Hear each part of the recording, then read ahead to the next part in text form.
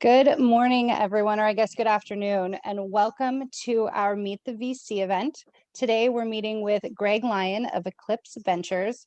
We have a wonderful day planned for you, so we're looking forward to sharing. Just a couple things as we get started. Today's webinar will run about 40 to 60 minutes, depending on our question and answer portion. Ask your questions anytime using the question and answer panel portion. We'll be able to see those questions, hold on to them, and we'll get to them at the end. Again, feel free to use the chat to talk to us or everyone else. Right now, if you'd like, get to know each other, drop in the name of your company, let us know who you are, where you're coming from, anything that you want to do to kind of get to know each other, engage, chat away. Hopefully you all connect on LinkedIn later. This is being recorded and will be available on our YouTube channel post-event, so look for it tomorrow. Feel free to share with others, and if you have to hop off early, you can catch the remainder on there as well. Oops, excuse me. As many of you know, Early Growth is your strategic partner, leading your finance and accounting so that you can focus on the important stuff, which is your business, your customers, and your team. What we do is pretty much everything. We are the largest national firm in the venture capital space. We go from finance and accounting, taxes, fund accounting, equity management. We help, also with your fundraising portion. What many of you may not know is we've also merged with Exelon, which is making us one of the largest global entities to help in the venture capitalist space. Again, it's not our first rodeo. For over 10 years, Early Growth has helped thousands of startups from your first round of funding to your exit. We're there every step of the way for you. And much like we'd like to be your partner in all of your early business ventures and helping you get up and going, we couldn't do things without our partners. And so here to introduce our amazing partners today is Mark Dabu. So I'm going to invite him to come on up on screen. And I'm going to turn it over to you as you start to introduce and bring our partners up. Perfect. Thank you, Gina, for that introduction. Thank you, everyone, for joining us today. So to introduce my wonderful partners in the ecosystem, starting with Cara Barnes over at Trinet. Cara, if you'd like to do a little bit of a quick introduction and as well as a quick brief overview of Trinet, that'll be great. Hey, everyone. Thanks, Mark. I'm happy to be here. I'm a full-time human capital management consultant, and I'm a D-Tech practice leader over here in the Silicon Valley, California, but I work with small startup companies throughout the United States. More recently, I've been helping a lot of international companies come over and set up their HR foundation here in the United States as well. A couple of reasons why people want to partner with somebody like Trinet is we do help level the playing field when it comes to competing against larger tech giants, and also just help them keep compliant with all the state, federal, and local regulations. So I think that's all for now. I could go on for hours, but it's great to be here today. Thank you, Cara. Appreciate that introduction. So we have next Leah with Globalization Partners. Leah, if you'd like to unmute yourself and do a quick introduction on yourself and the company. Thank you, Mark, and it's really a pleasure to be here today. Thank you for letting us sponsor your event. Hi, everyone. I'm Leah Copperwaite. I'm with Globalization Partners. I'm the manager of growth here. And what that means is I work with our partners to help when their clients have international expansion opportunities. So Globalization Partners, we're an employer of record. So we help companies hire internationally. We can help them hire in teams in countries where they do not yet have an entity and they want to test their product or service in a new market. We work with startup companies every day to help them expand into new markets quickly and capitalize on those new revenue streams and opportunities. So thank you again for having us. We're excited for the presentation. Thanks, Lee, for sharing. And then last but not least, we have my last partner, Anuj Patel with Hankin Patent Law. Anuj, if you'd like to unmute yourself and do a little quick introduction. Thank you, Mark. My name is Anuj Patel with Hankin Patent Law. I am a registered patent attorney, and I work with startups to protect them from copycats in the marketplace by creating efficient and valuable intellectual property portfolios, which includes patents mainly. And that's me, Anuj Patel, Hankin Patent Law. Fantastic, Anuj. Thanks for sharing. So thank you for all my promoting partners for attending today. And of course, anyone attending today, if you guys have any questions for any of my partners are attending, I'm more than happy to connect you guys here after the call or in the coming days. Gina, if you'd like to go to the next slide, we'll go ahead and start a presentation. Fantastic. So quick background on myself. Actually, did you want to go slide back, Gina? Thank you. So Mark Dabu here with Early Growth. I am the current business development manager for San Francisco and South Bay Territory. A little fun fact about myself, I'm actually outside of COVID, travel and landscape photographer, also a media and content creator as well on the side as a hobby. And of course, next slide, Gina, if you like. We're going to proceed with the start of the show today. Greg Lyon with Eclipse Ventures. Greg, if you'd like to go ahead and unmute yourself, just to get things started here, a quick introduction about yourself, a little bit about your background, as well as how you got started with Eclipse Ventures. Yeah, Mark, thanks for having me today. A little bit about myself. Started my career out at PricewaterhouseCoopers in San Francisco. And they're banking and capital markets group. Spent 6-7 years there. And then kind of out of the blue, one of my old colleagues at PwC was working at Sequoia Capital at the time and reached out and wanted to see if I was interested in joining the team at Sequoia and the finance group. Met the team there, was kind of blown away by the culture and just everything about the firm, and decided to join. This is early 2014. As I said, the culture was great, the team was great, but after about a year, I was looking around and I felt like I was a cog in the finance machine. The finance boot camp and just the volume that Sequoia sees, and like I wasn't able to add the value like I wanted to in my career. Looking down the road 10-20 years, it seemed like more or less the same. At the same time, I kind of looked around the public markets and I saw CFOs of public companies and CPA CFOs. I saw that trend continue to decrease as folks hire CFOs from more operating backgrounds. And I looked around the venture capital industry and I saw the use of outsourced fund administration continue to increase. And so my view of the world was that there's a much more need for a strategic-minded, operationally focused CFO, and less on, the accounting-minded, pure accounting CFO. Around that same time, I was having those thoughts. Another colleague from mine at Pricewaterhouse reached out, who was at Formation 8 APC, and she mentioned that there's a role available for someone to come help these new managers raise their own funds under the Formation 8 APC brand.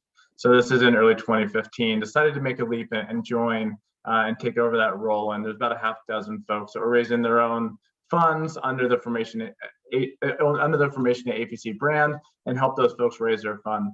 That was a transition time for APC Formation 8, but I was fortunate enough to meet Lior Susan and Pierre Lamond during my time at the firm. And given it was a transition time at the firm, they asked if I was interested in joining them to start Eclipse and raise our own fund and under our own platform. So decided to make the leap. Was kind of blown away by the thesis, which I'll kind of touch on in a little bit, but decided to join Eclipse and kind of fast forward from the 2015 and raising $125 million fund one. About closing in on $2.5 billion under management. Just closed our kind of flagship fund for $500 million fund. The fundraise that we just closed last month, 3x oversubscribed from what most would consider top tier platinum and like-minded limited partner group, and get to work with some of the best, some of the world's best operators and some of the smartest folks that I've had a chance to meet in my career. As far as my role at Eclipse, my goal has always been to oversee all areas of the business outside of the investment decision-making process, and then sitting on boards of companies. As kind of a firm strategy, most of our partners do not come from your traditional finance VC backgrounds. Our partners come from pure operating backgrounds. We have, just to give you an example, Leo Susan, our managing member, sold his company in 2013 into sell to Cisco for about $500 million. Another partner, Greg Ryko, was Tesla's COO from the Roadster up through the Model S, up through gearing up for production of the Model 3. new partner who we just hired, last month, 2 months ago, Kushagra was, the VP in charge of leading Microsoft's Azure platform. So, kind of, less your traditional background, more of an operating background, which I think, gives us an advantage from our investments, but also, from the pure VC knowledge standpoint, maybe that's where my role can fit in, right? Letting Lior focus on building the long-term vision of the firm and focusing on, creating value with our companies, and leave the, negotiating the LPA with our investors, drafting, negotiating term sheets with our companies, and then overseeing and institutionalizing the finance, operations, compliance, and IT side of the business, and kind of take that on and, take it off his plate and, essentially keep it out of his mind and let him focus on, creating the real value for the firm. And, I think also that's an outside investment standpoint, when you have that, when you can be that source of truth, of knowledge for the firm and kind of be that single source of information, kind of lets me sit kind of outside the investment team, but also kind of be an outside strategy to portfolio construction or, macro trends, as it may, across the portfolio. Fantastic. A wealth of knowledge there. Thank you for that background and introduction. And I think it's great that you also bring, not just as a traditional VC or partner, you're coming in also as a CFO and bringing that wealth of knowledge. And I think a lot of the times when a lot of founders seek, VCs or investors, you're traditionally just working with someone that's a partner, right? But you get to also bring that additional value as a CFO to the table. So something to look out for any future founders that are on this call. Something that Greg is able to bring to the table for you guys.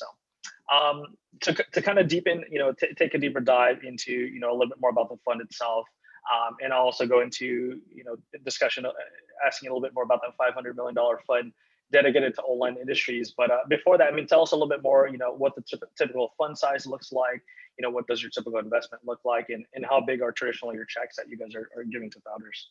Yeah. So kind of taking a step back on kind of where we focus, since 2015, we've been focused on, investing in infrastructure. So as you just mentioned, Lior coined the term, online industries. So that's supply chain, logistics, manufacturing, semiconductor, robotics, automation, defense, and essentially bringing these kind of old world industries to the digital age. I think we saw, the COVID pandemic has put a spotlight on, that this industry has been ignored and that we were, kind of falling drastically behind on our infrastructure domestically. And now you're kind of seeing that with President Biden's, $2.3 trillion Build Back Better infrastructure plan, and, much more intensive focus on, bringing, this economy to, the digital age, and us kind of being a part of that, movement there. As far as our funds, our last two funds have been $500 million. I think we want to stick to the disciplined approach, and our goal is to write, do 20 to 25. Taking a step back, our investment style is kind of high conviction, high ownership, high involvement investing. So typically per fund, doing 20 to 25 deals. We like to own 20 to 25% of the company and be highly involved in that company. And we're not writing, a bunch of, a couple $100,000 checks, across the board. When we do a deal, it's, that high conviction investment style. And I think it's something different, as you mentioned, like, getting my knowledge from the CFO standpoint. Unlike, quite a few other firms, you kind of get the whole firm as a whole. It's not one partner, on its own island working by itself and his companies, or his or her companies. It's the full kind of partnership at your disposal. So every investment that we make requires unanimous approval across the entire partnership.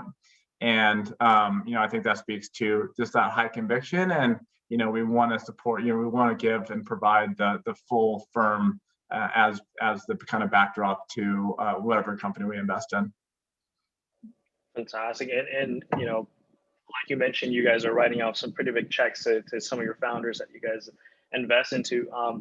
Going a little bit deeper into that, right? How do you guys kind of make those investment decisions? What goes into kind of that decision-making process? Just some kind of founder perspective, it'd be great to know. We're very thesis driven. So kind of back to those areas that we just focus, but we have our own kind of thoughts on interesting areas to us, and we're constantly developing theses and looking for companies in that space. We're also not afraid to build companies as well. So if we have a thesis and we feel we have conviction for that thesis, and we don't find companies in the market that are really kind of fitting those needs or that thesis that we have, given the operational background of our partners, we're not afraid to go start our own company. We have companies like Bright Machines and several others who we couldn't find that exact company in the market and decided to create those companies ourselves. Yeah. Fantastic. And just to kind of take a step back again, and also to dive deeper into a little bit more about the $500 million fund that you guys dedicated to online industries. And for anyone that would like to get more information on that, check out TechCrunch's article that they posted on the website with Lior, the founding partner of Eclipse, to just so you guys get the full detail on it. But from Greg, from your perspective, just kind of digging a little bit deeper into that, right? Focusing on those industries that you mentioned earlier. If you don't mind, kind of elaborating a little bit more on the focus, online industries a little bit more as well would be great. Yeah, exactly. So I think you look across our portfolio. Bright Machines, as I mentioned, is a company that we created in 2018 using some technology from Flextronics, and we decided to spin that out. Bring on top tier support with Amar Hanzapal, who was the Autodesk CEO, and basically apply the technologies from a large company like Flextronics with the ability of someone like Amar and Silicon Valley talent and resources to go build a manufacturing platform for the new age. And so I think let it be semiconductors and the shortage that we're seeing there. We're kind of playing up and down, the new focus where we're seeing the world going now. And so that's kind of the areas I focus on is supply chain logistics, semiconductors, and robotics, automation, defense, and everything in between. That's awesome to hear. That's I think one of the things that technology has kind of hasn't focused on since the new generation of companies that have come out. So this is a really great way of you guys kind of investing into the older companies and bringing them forward. So we're actually going to answer a question here from our audience. From Dr. Rajiv Ranjan, mentioned here on the outset of desirous of raising a query, which may be a material and ongoing discussion. Is your firm involved in investing into companies into design, development, implementation, deployment, and CubeSats, NANDSats for deployment into multiple real-life application-based mission-critical use case scenarios? Hoping that the firm is sector agnostic as to invest in sentiment thereof, if that kind of makes sense. So. Yeah, I don't know if I heard the entire question and exactly what he is building or what if he's asking.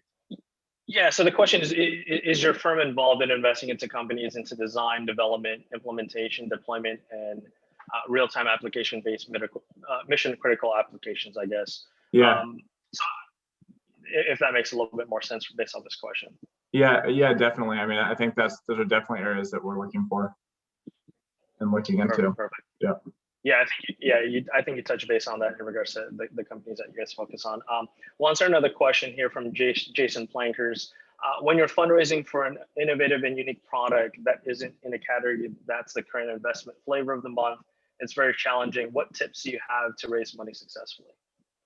Yeah, I think there's a couple things, right? I think it comes down to is the focus that the ultimate goal and the ultimate TAM or the ultimate ability for our company, can it be a very large company, multi-billion dollar company? Does it have that massive of an opportunity? And if it does, being able to tell that 5-10 year plan and what resource it would take to get to that opportunity that you're describing. And then the short term, right? What are the near term inflection points for the company? And what, if there's money to be raised now, what is that 12 to 18 month milestone that you're looking to hit that's going to get you to that next inflection point? So I think it's telling the longer term vision and making sure that there is actually a massive opportunity there and telling that story, but also from a more real time next tactical standpoint over the next 18 months or whatever that may be, of what's the real next inflection points to get to the steps to get to that ultimate goal. Fantastic, thank you for that. So going back to just a little bit more about your firm, right? So tell us an area where you think your firm adds unique value for its founders. You know, a general question that comes up, but you know, what makes you guys stand out? Kind of more of a unique sense of case of why, you know, they should look at Eclipse Ventures as far as kind of looking to you guys for investment money. Yeah, I mean, I think, like I mentioned, I'm lucky enough to work with, you know, some of the world's best operators. You know, I think, you know, not coming from a pure finance background and our folks having, our partners having the experience that they have, of, you know, let it be, you know, taking Tesla from point, you know, 0 to, you know, an actual company, or, you know, Microsoft Azure, or, you know, Pierre Lamond, you know, forming National Semiconductor. I just think we have, you know, not only, you know, the on paper investment experience, but it's the operational backgrounds that can really help companies get through, you know, critical decisions, you know, issues, or whatever it may be. We're not just writing a check. We're there to work with our companies and, you know, ensure the success of our companies. And that's not just the partner that sits on the board of our companies. It's, like I said, it's everybody. You know, so you get the entire pack of everyone, you know, supporting your company. You know, helping you hire, helping you get XYZ introductions, or, you know, think through XYZ engineering plan. You get the entire team. And I think that's just, you know, something that's different. I also think, you know, just the experience of us investing in that space over the last 6 years, you know, I think now there's a focus for it, but we've been here, you know, for the last, you know, 6 years, and we've seen, you know, companies go from, you know, small seed check to, you know, multi-billions of dollars, you know, valuations. And it's, you know, with that experience, there's been, you know, it's not always a smooth ride, and we've, you know, seen hiccups.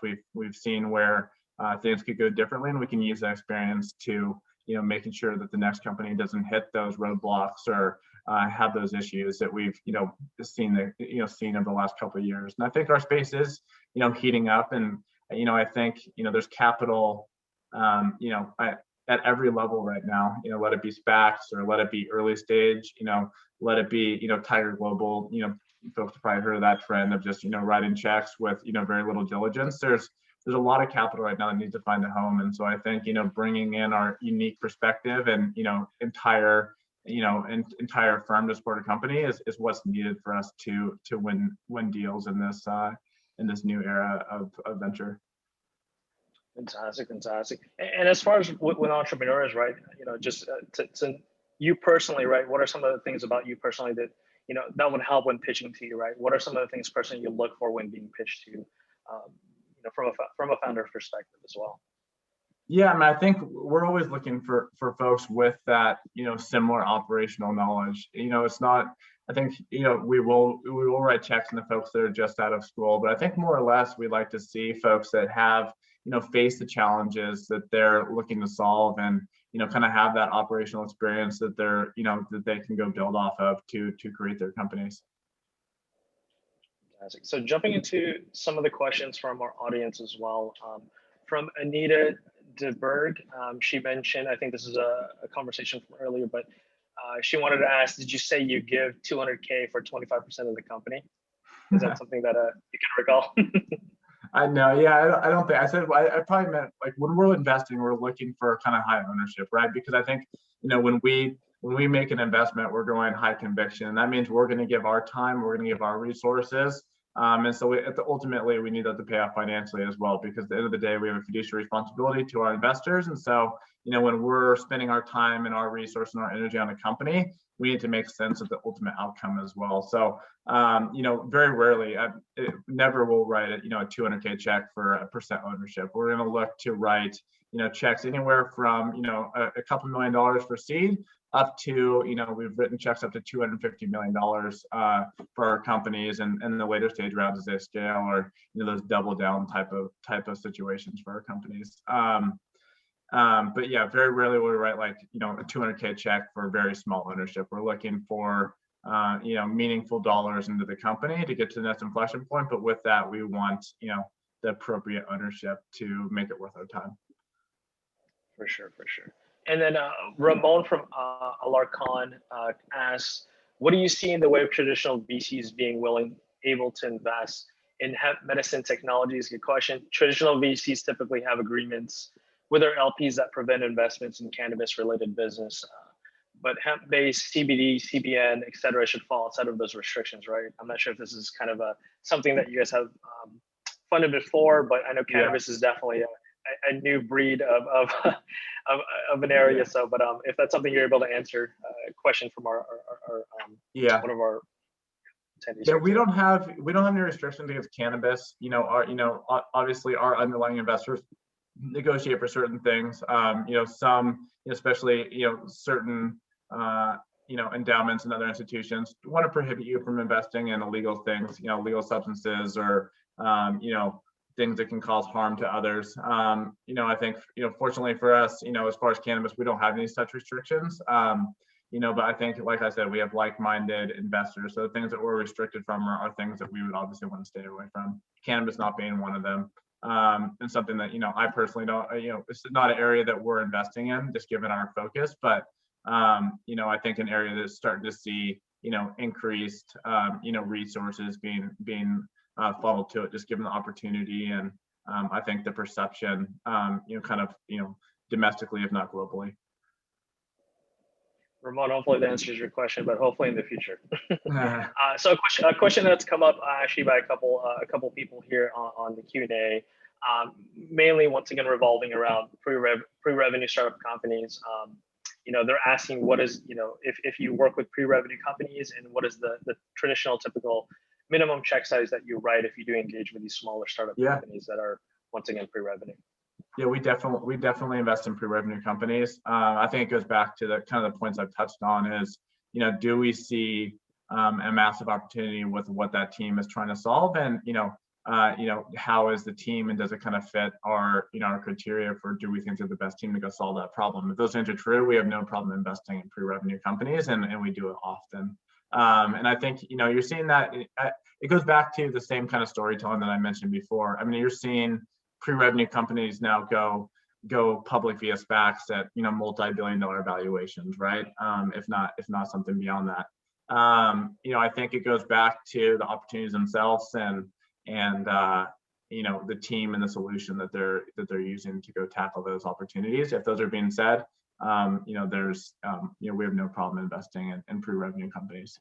Check size kind of goes back to it. It depends on the capital needs of the companies to get to the next milestone, and back to our kind of needs for ownership, writing a check to that provides sufficient ownership in the company to make sense of the return.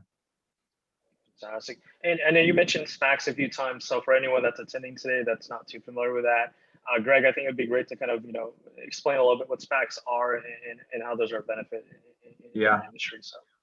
So I'm sure a lot of people are relatively familiar, but SPACs, special purpose acquisition company, a public company that goes public itself, raises money from investors, goes public, and is basically a shell company that sits on the cash that was raised from the investors. There's quite a bit more nuances to those structures as far as the capital raised from their investors and the warrants attached to that raise, and those investors essentially can redeem at the time of announcement of the target. But there's essentially right now there's 420 of these SPACs sitting out there with cash on the balance sheet, public SPACs sitting out there with over 130 billion. So 420 of these companies are currently looking for targets to merge with and take those companies public. There's been a fairly large cool off on SPACs, kind of since the beginning of this year. I think perceptions changed from what it was 6 months ago. I think PIPE investors are becoming, a little more selective on those investments that they make, and PIPE is kind of a public equity component where public investors are investing alongside of the SPAC into the round. And then you have the SEC also making things more difficult. And I think my views on SPACs is I think they still fill a void in the market. There's still a need for them. Do we need 420 of them with 130 billion? Maybe not.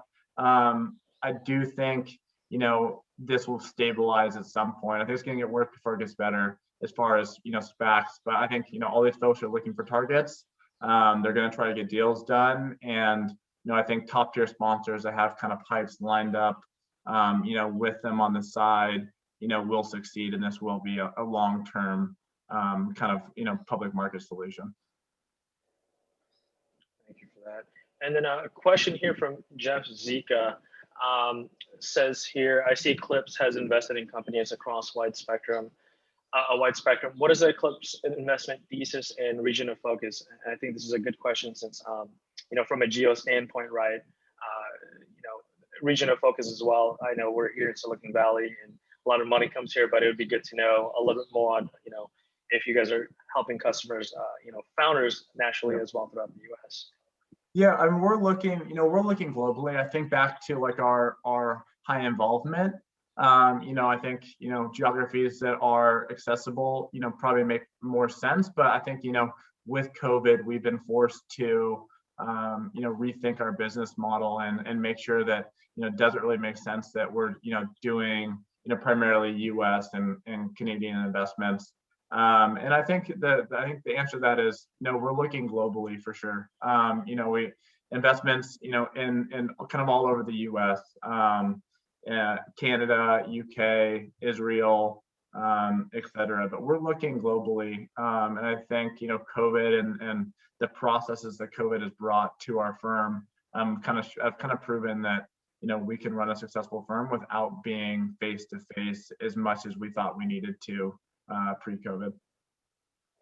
And to kind of elaborate a little bit on that, obviously we're living in interesting times, but how is your guys' decision-making process maybe have changed during COVID times, just because we're so used to it, as you're used to meeting with clients and founders face-to-face, but with the way things are going, has that kind of changed in that decision-making process when writing checks to your clients and getting to know more about the founders that you guys meet with? Yeah, I mean, I think there's a little bit of adjustment phase, probably this time last year when we were kind of getting into COVID as far as, making investments without ever, meeting a team in person. But, I think, pretty quickly from there, there was the kind of plans and processes in place to, begin making investments again. And so, there's no need to meet in person, although we prefer to meet in person. We've made, quite a few investments over this past 12 months. Without ever meeting the founders of those companies. I think, from us operationally, we meet every single morning as an entire firm at 9 a.m. More or less. So Monday through Friday, we have a team meeting to kind of sync up on activities from the prior day, which, I think from like an organization standpoint, kind of keeps us aligned and kind of back to everyone on the same page of every single company. It just kind of sets a cadence for us, sharing knowledge about the companies and, seeing where other folks can help, based on the prior day's conversations. And, as we're getting more and more back in the office with vaccinations ramping up and, COVID cases ramping down, here in Silicon Valley, it's been a nice change to, get together, at least 3 to 5 days a week with the partnership. Fantastic. And from a founder's perspective, what can founders do to really stand out? Obviously, everything is being done through Zoom, but you probably get a lot of pitches all the time coming to you, but what can founders do to really stand out while pitching the business, or advice on how to better prepare themselves, in front of investors like yourselves during the times that we're in? Yeah, no, I think I always kind of go back to the same points, is like be thoughtful about the long-term vision of the company, and then be thoughtful with the use of proceeds and how that cash is going to be used to hit the next milestone and inflection points of the company. And I think, with the right team, and if those two things are tackled, and that whatever technology is being used, obviously, is kind of the three legs to the stool of having a successful pitch.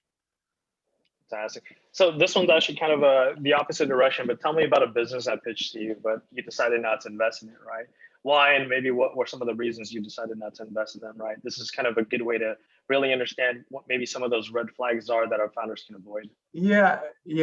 I mean, I think, me not being, I'm not part of the investment decision process, right? I kind of handle everything else outside of it. So probably not the best question for me, but I think, there's been quite a few investments where we've not made a pitch for one reason or another, right? And I think something we've been reevaluating right now is, we used to never take science risk, right? We take engineering risk, we would take, other types of risk, but we never wanted to take, just like the science risk. I think it's something that we've been kicking around internally of, at what point does it make sense for us to take, a science risk and take that sort of thing. And so I think, every firm has their own kind of strategies on, what risks they're willing to take and when they'll make an investment. But I think for us, it's been, reevaluating some of those, processes that we had in place and criteria that we had in place that probably didn't make sense. And there's probably situations where taking a bet on something that still has quite a bit of science to be proven in the lab still makes sense for us to take. Gotcha. And as far as you've tried to obviously work with a lot of founders, but what do some successful founders do real well after you funded their business? Just to get a little bit of an understanding of some of the successes of some of the companies you guys have funded over the last few years here. Yeah, and I think it goes back to us typically hiring from like an operational background, but I think that the best founders are just organized and really know what's the the OKRs that they're working towards, both very near term and also longer term to create a successful business and kind of weeding out the noise. I think early stage founders can often you have money in the bank, you have wide eyes on the whole world, and you take everything kind of you try to go everywhere at once, when I think the best ones are here's where I'm going, and I'm going there with a purpose, and I'm executing towards that strategy for those very reasons. I think those are I look back at our success stories, and it's the very clear, focused, disciplined business leaders from a hiring standpoint to other long-term strategies that they're doing. They're not focused on building X and also looking at Y and hiring head of sales before 2 years out before any revenue is even projected. You see some crazy stuff, and so I think it's making sure that there's a strategy, plan, and a focus. Yeah, that milestone financing is definitely important. So answering a couple of questions here from our viewers. Andrew Liang, have your portfolio companies looked at expanding internationally after the COVID pandemic? How important is compliance in your due diligence process, particularly around international operations? And I know you touched a little bit on that. That's from Andrew Liang, if you'd like to answer that. Yeah, no, I think all companies are looking for talent. Let it be not only outside of Silicon Valley, but also outside of the United States. So we've had quite a few companies spin up operations globally. I just think talent is becoming more and more dispersed, and more companies. I think the pandemic has kind of forced people to look globally, and we're seeing that across the portfolio. As far as diligence across it, I mean, obviously we'll look for key leaders and founders of the firm. We'll look to do our own background, background checks on those folks. But from a legal diligence standpoint, having as long as we believe that the value can be created with the structure that's in place, there's not much beyond from a global footprint that we'll be too concerned about with more of a global operations footprint. Gotcha. Adam had a very similar question. Lots has been said about the growing tech market across Europe and US, VC firms being interested in those opportunities. Do your funds focus on US companies only, or do you anticipate funding ventures in Europe as well? And how many of your portfolio companies are international? Actually, a good question as well. Yeah, I would say about 20 to 25% are international. So, primarily focused, in the US, and Canada. And then we have, handful of investments in the UK, and then quite a few investments in Israel as well. Lyon being Israeli and, spending a good portion of the year in Israel. And so that's, the primary areas that we're making. And yeah, we've been looking more and more at Europe over these last handful of years. And it's been kind of a focus with us because we do see, really high quality talent and a lot of, very good companies being created there. Gotcha. And actually, in addition to that, Joy Fairbanks asks, this is also a good question, international investments. Do you typically require US incorporation prior to investing to these companies outside of the US? No. No. Pretty straightforward. So another question, one of my final questions here is, this is kind of a general question probably for the audience as well, right? Is there one piece of uncommon knowledge that you want to share with founders, what would that be? Maybe a trend you've seen that founders should know when raising VC money or capital. Yeah, I mean, we kind of touched on it with the focus and making sure that there's kind of a thoughtful intent to what the company is doing and what the company is focused on, and not really losing sight of that. But I think another important one, especially for early stage companies that we see, is founders and CEOs going at it alone.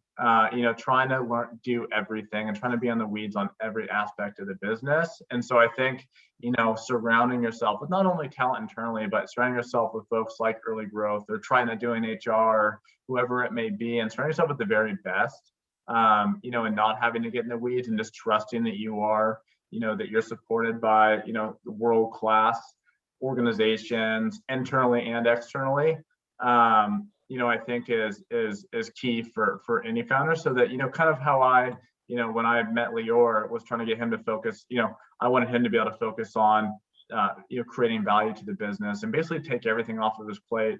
I think, CEOs and COOs and, the founding group can also kind of learn the same thing, right? Is focus on the value creation and, get the best in class across every other aspect of the business that isn't necessarily value creation, so that you can go, devote more of your time to the areas that actually matter. Fantastic. So let's turn, so we got a few minutes left here, but let's go ahead and actually turn to Q&A. If anyone else has any additional questions for Greg, we can definitely start answering a few more of those as well. Something I also don't traditionally do, but Anuj, Lee, and Kara, if you guys have any questions as well that you'd like to ask of Greg, you can feel free to unmute yourself. I think it'd be a good opportunity, since we have some time left here at the end, to answer any additional questions from my partners. Hans Marshall-like asks, Greg, what do you do for fun? Nice personal question.